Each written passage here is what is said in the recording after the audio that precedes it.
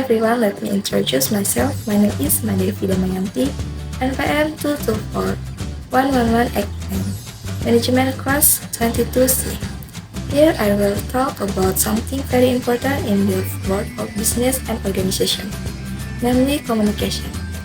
Communication is the backbone of running an organization efficiently and effectively. In this presentation, we will discuss the function and process of communication in organization. Introduction to communication in organization. In an organization, there are definitely various types of people with different roles and characteristics to create an advanced and developing organization. Interaction between each other is needed. This interaction process can also be called organizational communication. Organizational communication is a very complicated and complex process of sending and receiving information within an organization. Next is definition of communication in organization. Communication in organization is the process of exchanging information, idea, and understanding and feeling between members of different organizations with the aim of achieving common goals. Next is communication function in organization. Let's discuss some of the main functional of communication in organization. The first function is information. One of the most important functions of communication is transmitting information. It involves sharing data, facts, instructions, and news necessary for decision making and task execution. Without effective communication, organization will be in the dark. Communication provides a channel for sharing information necessary for informed decision making. Second function is motivation. Effective communication can be used to motivate employees. Recognition, praise, and positive feedback can increase morale and productivity. Third function is coordination. Communication helps in coordinate the action and activities of various departments and individuals in an organization. This ensures that everyone is working in alignment towards a common goal. Fourth function is education. Communication facilitates the learning process in organization through training, mentoring, and sharing knowledge. Fifth function is providing direction. Communication plays a role in providing direction and purpose development of the organization. This can be a vision, mission, long-term goals, and specific instruction. Sixth function is learning and development.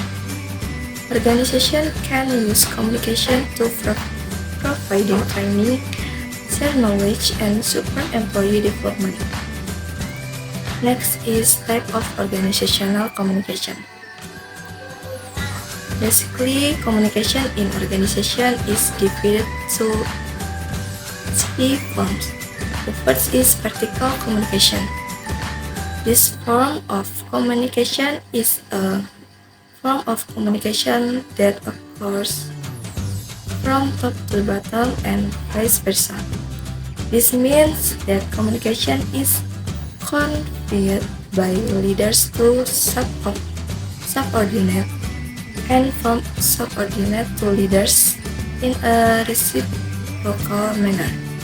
Second is horizontal communication. The form of communication in this organization is horizontal. This type of horizontal communication usually takes place in informal situations. This horizontal communication takes place face-to-face via electronic media such as telephone or written message. Third is diagonal communication. This form of communication is organization is often also called cross communication. This process takes place from one person to another in different positions. When leaders can communicate effectively with subordinates, the message conveyed can be well received. Next is communication process in organization. Next, let's look at the communication process in organization. This process consists of several important elements. First element is source. The source is the person or entity who wants to convey the message.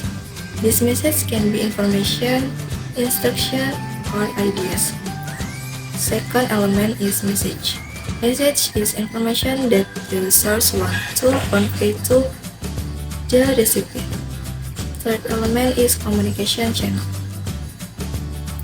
A communication channel is a medium or way in which a message is conveyed, such as a meeting, email, or telephone call. Fourth element is receiver.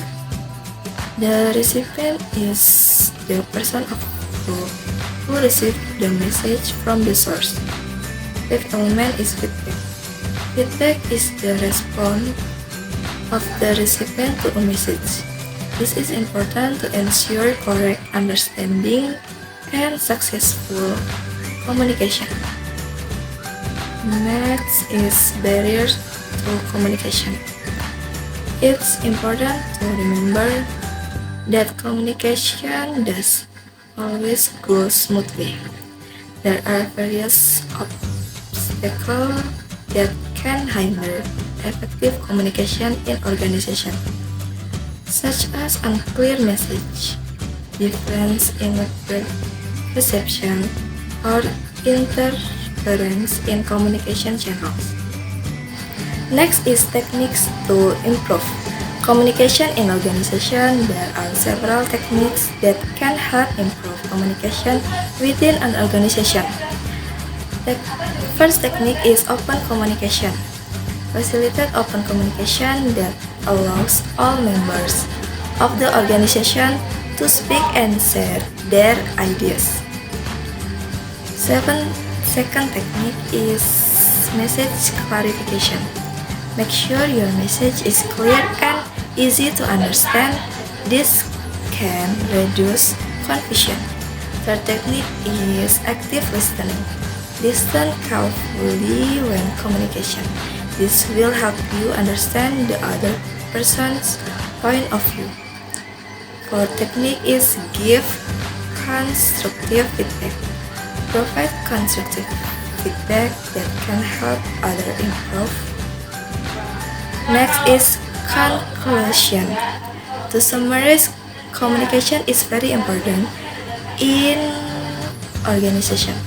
It has a variety of functions including information, motivation, coordination, and education. The communication process involves a source, message, channel, recipient, and feedback. However, barriers can hinder communication.